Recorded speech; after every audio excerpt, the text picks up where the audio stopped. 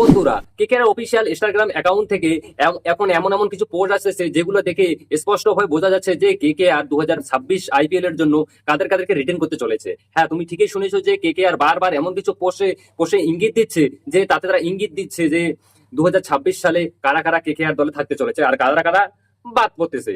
এই পোস্টগুলোতে এমন কিছু প্লেয়ারের ছবি নেই যাদেরকে কেকেআর হয়তো অবশ্যই রিটেন করবে, যেমন অ্যাঙ্ক্রিস রঘুবংশী। কি ব্যাপার হয়েছে আমরা সম্পূর্ণ খুলে বলবো, তো চলো ভিডিওটা না টেনে সম্পূর্ণ দেখতে থাকো। তো চলো ভিডিও শুরু করা যাক, আর কমেন্টে লিখে দাও আমি কেকেআর। তো কেকেআর এমন কিছু পোস্ট করতে চলেছে যেটা বেশিরভাগই থেকে চারজন প্লেয়ারকে খুবই টার্গেট করতেছে। সুনীল নারায়ণ, আন্ড্রে রাসেল এবং রিঙ্কু সিং, বরুণ চক্রবর্তী একটা ছবি পোস্ট করেছে, সেখানে কিন্তু দেখা যাচ্ছে, সেখানে ক্যাপশনে এমন কিছু লেখা রয়েছে যে কেকেআর তাদেরকে রিটেন করতে চলেছে, সে স্পষ্ট বোঝা যাচ্ছে এই চারজন স্কোয়াডে ফুল ফাইনালে থাকতে চলেছে। এবং দ্বিতীয় একটা ছবি পোস্ট করেছেন যে সেখানে ছবিতে রয়েছে চারটা স্পিনার, অর্থাৎ চার পাঁচটা স্পিনার খেলিয়েছিল মহিন আলী সহ, আবার বরুণ চক্রবর্তী, সুনীল নারায়ণ। এখানেও কিন্তু বরুণ চক্রবর্তী এবং সুনীল নারায়ণ, মহিন আলী, অনুকূল রায় এরা কিন্তু মনে হয় থাকতে চলেছে। এবছর যদি আমরা ইকোনমি রেটটা দেখি কিন্তু সবারই খুবই কম। কেকেআর স্ট্রিম বিভাগে যে চারজন প্লেয়ারকে রিটেন করতে চলেছে এই চারজনই হবে।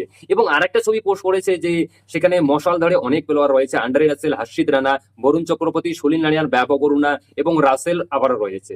অলরাউন্ডারে কিন্তু ভাই রাসেল থাকতে চলেছে, হর্ষিত রানা ও বেব রানা, ঠিক আছে, এরাও থাকছে। এবং কেকেআর এর ফাস্ট বোলিং এর দায়িত্ব হর্ষিত রানার সঙ্গে আরেকজনকে কিনবে সেটা।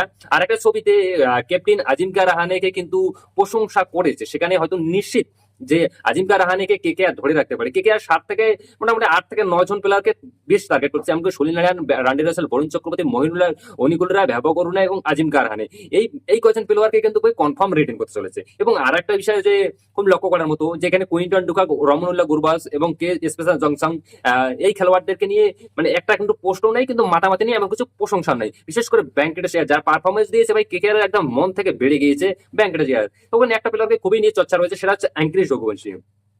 সবাই আমরা কম বেশি জানি যে অ্যাঙ্ক্রিস রঘুবংশী কি লেভেলের খেলাটা এবার দিয়েছে। তো দেখি যে কেকেআর যদিও পোস্ট না করে, কিন্তু আমার মনে হয় না যে অ্যাঙ্ক্রিস রঘুবংশীকে কেকেআর ছেড়ে দেবে। কেকেআর রিটেন করতে চলেছে অ্যাঙ্ক্রিস রঘুবংশীকে। আচ্ছা, তোমাদের কি মনে হয় যে অ্যাঙ্ক্রিস রঘুবংশীকে কেকেআর রিটেন করবে? কমেন্ট করে অবশ্যই বলবেন।